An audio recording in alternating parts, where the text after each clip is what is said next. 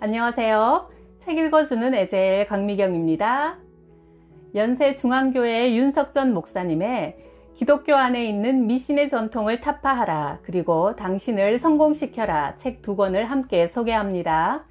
믿음으로 산다는 것은 과연 어떤 것인지 한번 들어보세요. 어떤 여자 청년이 결혼에 대해 상담하러 왔다. 목사님, 한 남자는 서울대를 나오고 직장이 참 좋은데 예수를 안 믿어요. 두 번째 남자는 돈이 많아서 좋은 집과 좋은 차를 가지고 있어요. 그런데 이 사람도 예수를 안 믿어요. 세 번째 남자는 너무 가난해요. 그런데 신앙은 좋아요. 이 셋 중에 아무래도 서울대학교 나온 사람이 제일 좋겠죠. 아마 하나님께서 나를 그 집에 선교사로 보내려고 하시는 것 같아요. 상담을 하러 온 것이 아니라 자기 나름대로 벌써 결론을 내리고 찾아왔다. 그래서 내가 말했다. 얘야, 세 번째 남자를 택해라. 비록 돈이 없고 빈털털이라도 믿음이 있어야 최후에 후회하지 않는다. 성경에 믿지 않는 자와 혼인하지 말라고 하지 않았니? 불신자와 결혼해서 그 집 사람들을 구원시키려 하지 말고 신자와 결혼해서 믿음의 가정을 이룬 다음에 더 많은 사람을 전도하는 것이 더 낫단다. 그러자 이 처녀는 아무래도 목사님이 잘못 생각하시는 것 같아요. 첫 번째가 제일 좋은 것 같은데 이 사람과 결혼할래요. 그리고는 그 남자와 결혼한 뒤 선교사 노릇은커녕 남편이 교회도 못 나가게 하는 바람에 자기 믿음도 다 잃고 말았다. 이것은 자신만 불행해지는 것이 아니라 자자손손 저주를 받는 무서운 결과를 초래하는 것이다. 시골에서 고생하시는 목사님들을 만나기 위해 충청도에 간 적이 있다. 목사님들에게 구두 한 켤레씩 선물해 드리려고 백화점에 들어갔다. 목사님들이 구두를 고르시는 동안 나는 옆에서 기웃거리는 가게 지배인에게 물었다. 예수 믿으세요? 예수요? 전 안 믿습니다. 왜 믿지 않으십니까? 저도 예전엔 교회 다니면서 학생회장, 청년회장도 한 사람입니다. 그런데 목사가 하는 행동을 보니 예수 믿을 맛이 안 나더라고요. 목사 꼴 보기 싫어서 예수 안 믿기로 결심했어요. 그래서 내가 이렇게 말했다. 목사 꼴 보기 싫다고 당신이 지옥을 선택했다면 지옥에는 꼴 보기 좋은 사람들만 있는 줄 아십니까? 착각하지 말아요. 예수를 믿어야 합니다. 그렇지 않으면 당신은 목숨이 끝날 때 지옥 갑니다. 학생회장, 청년회장까지 했으면 천국과 지옥이 있다는 것은 알지 않습니까? 고작 목사 한 사람 때문에 당신이 하늘나라를 포기할 순 없지요. 예수 믿으세요. 그는 내 말을 한동안 심각하게 서서 듣더니 예, 다시 예수 믿겠습니다 하고 대답했다. 차를 타고 가다가 라디오에서 나오는 상담 내용을 들었다. 저는 종갓집 맏며느리인데 명절 때만 되면 제사 문제 때문에 항상 마음이 불안하고 너무 힘듭니다. 우리 남편과 시댁은 제사 지내는 것을 생명을 걸고 합니다. 저는 어떻게 해야 하나요? 그러자 상담하던 목사가 이렇게 대답했다. 자매님, 하나님께서 불화를 원하시겠습니까? 화목을 원하시겠습니까? 하나님도 가족과 대립하고 싸우는 것을 원치 않으실 겁니다. 그러니 제사 음식도 차리고 시중도 들면서 가족들을 먼저 감동시킨 다음에 그들을 예수 믿게 하는 것이 옳다고 생각합니다. 걱정하지 말고 제사 지내시고 그 대신 마음속으로는 주님을 사랑해야 합니다. 어떤가? 그럴듯한가? 그러나 이것은 성경과 완전히 다른 소리다. 예수께서는 말씀하셨다. 내가 세상에 화평을 주러 온 줄로 생각하지 말라. 화평이 아니요 검을 주러 왔노라. 내가 온 것은 사람이 그 아비와 딸이 어미와 며느리가 시어미와 불화하게 하려 함이니. 마태복음 10장 34, 35절. 하나님의 말씀대로 살려고 할 때 가장 가까운 가족들과 먼저 영적 싸움이 일어난다는 말씀이다. 내가 어렸을 때 우리 집은 어머니가 제사 지내지 않고 주일에 일하지 않는다고 아버지로부터 엄청난 핍박을 받았다. 아버지에게 맞아서 어머니 몸이 성할 날이 없었다. 사람들은 그런 우리 집을 보고 예수 믿는 사람이 덕이 안 된다고 손가락질했다. 어떻게 보면 가족과 불화하면서 하나님 말씀을 지키는 것이 본이 되지 못하고 오히려 가족 구원을 막는 것 같이 보인다. 그래서 가족들과 화목하기 위해 죄와 타협하는 것이 옳은 것처럼 보일 수도 있다. 하나님 말씀을 지키려고 할 때 인간과 일어나는 불화는 의를 위해 핍박을 받는 것이기에 하늘에서 상이 있다. 그러나 하나님과 생기는 불화는 심판을 피할 길이 없다. 인간과는 아무리 불화할지라도 하나님과는 반드시 화목해야 한다. 주 예수를 믿으라. 그리하면 너와 네 집이 구원을 얻으리라. 사도행전 16장 31절. 우리 아버지가 가족들이 예수 믿는다고 그렇게 핍박했지만 결국에는 예수 믿고 돌아가셨다. 사람과 불화할지라도 끝까지 하나님 말씀을 지키고 뜨겁게 주님을 사랑하는 자에게는 하나님께서 그를 핍박하던 가족들까지 구원해 주신다. 하나님은 어떤 우상에게도 절하지 말고 섬기지 말라 하셨고 이방인의 제사는 귀신에게 하는 것이라고 분명히 말씀하셨다.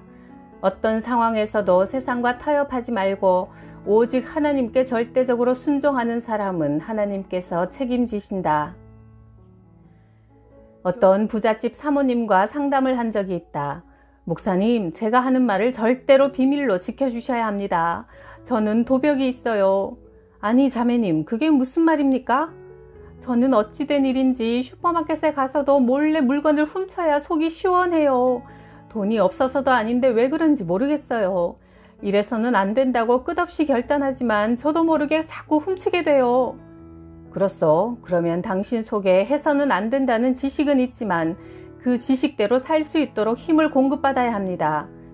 그 후 그녀는 내 조언대로 열심히 기도하고 금식하고 예배의 자리를 지키며 하나님의 말씀을 잘 듣더니 결국 그 원수 같은 도벽을 끊고 자유로워졌다. 이처럼 성령의 능력을 공급받아야 하나님 말씀대로 살 수 있다. 이 땅은 제한적인 세상이라 육신을 망치는 일은 70년, 80년, 길어야 100년만 지나면 끝나지만 당신의 영혼을 망친다면 영원한 파멸을 피할 수 없다. 그러므로 우리는 주여 나는 할 수 없사오니 나를 도와주시옵소서 하고 기도해야 하는 것이다. 교인들까지 멋모르고 따라하는 세상 풍속, 미신 행위들이 많다. 그중 하나가 돌잡이다. 아기가 1살이 되면 돌상을 차려놓고 돌잡이를 한다. 실을 잡으면 오래 살고 돈을 잡으면 부자가 되고 붓을 잡으면 학자가 된다고 해서 아기가 무엇을 잡을까 기대가 대단하다. 또 요새는 마이크를 잡으면 연예인이 되고 청진기를 잡으면 의사가 되고 마우스를 잡으면 컴퓨터 기술자가 된다고 한다. 재미삼아 하는 이런 전통도 장래를 점치는 미신적 행위다. 사람의 생사화복은 하나님께서 주관하신다. 진정 아이의 행복을 원한다면 어릴 때부터 성경을 쥐어주고 하나님의 말씀으로 양육해야 할 것이다. 케이크에 초를 켜는 것도 중세 독일에서 촛불을 켜놓고 복을 비는 데서 시작되었다. 촛불을 끄기 전에 소원을 빌라고 하는 것도 위험한 미신적인 행위다. 소원은 오직 하나님께만 빌어야 한다. 이렇게 악한 영들은 전통을 타고 들어온다. 성도들은 악령을 불러들여 섬기는 이런 전통들을 맹목적으로 따라해서는 안 되며 영적으로 잘 분별해야 할 것이다. 내가 젊은 날 군대 갔더니 나보다 계급이 하나 높은 상사가 야, 담배 한 대 피워도 괜찮아. 담배 핀다고 지옥 가냐? 하면서 워커발로 다리를 툭툭 차며 담배를 피우라고 위협했다. 무릎에서 피가 나도록 두들겨 맞았지만 나는 피를 흘리면서도 이렇게 말했다. 나는 술 마시지 않고 담배도 안 피우기로 결심했습니다. 첫째 이유는 내가 하나님 앞에 죄를 짓는 것 같은 기분이 들기 때문이고 두 번째는 내 자존심 때문입니다. 오늘까지 안 피웠던 담배를 당신이 피우라고 한다고 피우겠습니까? 나는 절대로 나의 생각을 꺾을 수 없습니다. 그 이후에도 고참들이 나를 그렇게 두들겨 팼지만 단 한 번도 그들의 요구를 용납하지 않았다. 그 이유는 하나님을 사랑하고 나를 사랑했기 때문이다. 자기 영혼을 사랑하는 사람은 잠시 몸이 편하고 즐겁기 위해서 죄를 용납하지는 않는다. 어머니와 우리 형제들은 예수 믿지 않는 아버지의 엄청난 핍박을 받으며 살았다. 1년도 아니고 10년도 아니고 무려 34년간 핍박받았다. 어머니는 여러 번 죽을 고비를 넘기셨고 우리 형제들도 교회 간다고 많이 맞으며 자랐다. 집안이 늘 피 터지는 전쟁터였다. 핍박받는 가장 큰 이유는 왜 주일에 일하지 않느냐, 왜 제사를 지내지 않느냐 하는 두 가지 문제였다. 이런 문제에 부딪히면 아버지는 어머니에게 폭력을 행사해 어머니는 어깨뼈, 갈비뼈가 부러지곤 했다. 내가 어릴 때 다니던 교회는 주일에 생계를 위한 일을 하지 말고 예배하며 쉬라고 가르쳤다. 어느 가을에 추수를 마치고 타작을 해야 하는데 아버지는 우리가 주일에 일하지 않는 것을 뻔히 알면서도 어떻게든 주일에 일을 시켜보려고 동네 사람들을 전부 우리 집으로 불렀다. 그 주일 아침 어머니가 형들을 시켜 동네 사람들이 오지 못하도록 연락했다. 아버지가 새벽에 일찍 일어나서 일할 준비를 하는데 오기로 한 사람들이 아무도 오지 않았다.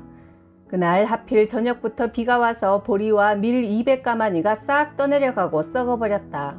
거름 주고 김 메고 추수해서 쌓아놓은 곡식이 다 떠내려갔다. 사람들이 저놈의 집구석 예수 믿다가 망한다고 손가락질했다. 또 우리 동네에는 시제가 있었다. 윤씨 가문의 시제가 나이대로 학렬대로 쭉 이어지는데 우리 아버지 차례가 돌아오면 아버지가 어머니를 때리다 못해 달래기 시작한다. 당신은 집에 있지 말고 다른 데 가 있으면 되잖아. 제사는 제수씨들 데려다가 지낼 테니까. 안 됩니다. 우리 집을 우상 숭배하는 제사 지내는데 절대 내줄 수는 없어요. 안 되고 말고요. 시제를 지내겠다는 아버지와 절대로 지낼 수 없다는 어머니의 피 터지는 전쟁이 일어날 때마다 그 싸움을 온 군내가 다 알 정도였다. 어느 날 이 엄청난 싸움 속에 아버지가 어머니에게 같이 죽자며 쥐약을 큰 대접에 2그릇을 가지고 왔다. 아버지는 어머니를 핍박할 구실을 찾으려고 성경도 읽었다. 내가 성경을 읽어보니 무슨 독을 마셔도 해를 받지 않는다고 하더라. 성경이 진짜 맞으면 너는 쥐약을 먹어도 살 것이고 나는 죽을 것이다. 그때 동네 사람들이 이 싸움을 구경하려고 전부 우리 집 마당에 모였다. 아버지는 허리에 부엌칼을 차고 손에 낫을 들고는 누구든지 내 곁에 오면 죽여버린다고 선포한 뒤 쥐약 사발을 입으로 가져갔다. 그 순간 둘째 형님이 번개처럼 아버지의 쥐약 든 손을 내리치고 아버지를 꼭 끌어안았다. 그러자 동네 사람들이 달려들어 아버지가 가지고 있던 칼과 낫을 빼앗았다. 그런데 그러는 사이 어머니는 마루에 앉아 기둥나무에 기댄 채 그 많은 쥐약을 오독오독 씹어서 다 먹고 나서 손으로 긁어 손가락까지 쪽 빨아먹고는 쥐약 그릇을 내려놓았다. 동네 사람들이 그걸 보고 외쳤다. 아이고 석전이 엄마 이제 죽는구나. 예수 믿다가 이놈의 집구석이 망하는구나. 가끔 동네에서 농약 먹고 죽는 사람을 보면 배를 움켜쥐고 피를 토하며 소리소리 지르고 난리가 난다. 어머니가 먹은 쥐약은 일본에서 만든 쥐약으로 농약보다 더 독하고 동네 사람들이 다 먹고도 죽을 만한 분량이었다. 그 시대에 일본에서 대학을 졸업한 집안 어른이 한 분 계셨는데 어떻게 이런 일이 있을 수 있냐며 쥐약 사발에 혀를 갖다 댔다가 그 자리에서 혀가 부르터버렸다. 동네 어른 한 분도 혹시나 하는 호기심에 혀를 댔다가 부르터버렸다. 어머니가 그런 독한 쥐약을 한 사발이나 먹었으니 속이 얼마나 뒤집어지겠는가. 그런데 어머니는 아무렇지도 않은 듯 조용히 앉아서 동네 사람들이 다 보는 앞에서 계속 웃고만 계셨다. 어머니가 한참을 고요히 앉아있다가 방으로 들어가자 동네 사람들은 이제 죽으러 가나보다 하고 쑥덕거렸다. 시간이 지나서 아버지도 집안 어른들도 동네 사람들도 어머니가 죽었을 거라고 생각하고 방문을 열어보니 어머니는 기도하고 계셨다. 신기하게도 하루가 지나고 이틀이 지나고 사흘이 지나도 어머니는 죽지 않고 멀쩡했다. 이 일이 내가 초등학교 4학년 때 일어난 일인데 어머니가 2005년도에 소천하셨으니 쥐약을 먹고도 얼마나 건강하게 오래 사셨는가. 하나님 말씀대로 영혼 구원을 위해 마귀와 한판 영적 싸움을 벌일 때는 무슨 독을 마셔도 해를 입지 않은 것이다. 믿는 자들에게는 이런 표적이 따르리니 저희가 내 이름으로 귀신을 쫓아내며 무슨 독을 마셔도 해를 받지 않으며 병든 사람에게 손을 얹으면 나을 것이다. 마가복음 16장 17절. 어머니가 쥐약을 먹고도 죽지 않자 동네 사람들이 진짜로 하나님은 살아계시는구먼 하면서 하나님과 어머니의 신앙을 인정했다. 그리고 그동안 어머니에게 예수에 미친 나쁜 년, 못된 년 하면서 욕을 했었는데 그 쥐약 사건 이후로는 우리 어머니에게 잘못하면 하나님께 벌 받는다며 절대 함부로 하지 않았다. 하나님은 안식일을 거룩하게 지키고 우상 숭배하지 말라고 하셨다.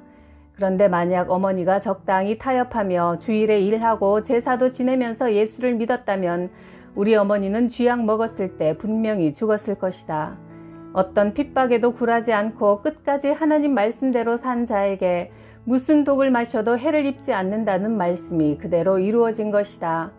우리 동네에 지금도 이 사건의 증인들이 남아있다. 그렇게 핍박하던 아버지도 결국은 예수 믿고 구원받아 천국 가셨다. 다른 신에게 굴복하지 않고 오직 하나님만 붙들며 하나님 말씀을 끝까지 지키는 자에게 하나님은 반드시 승리를 주신다. 마귀가 어찌 해볼 수 없는 사람이 주를 위해 죽기로 작정한 사람이다.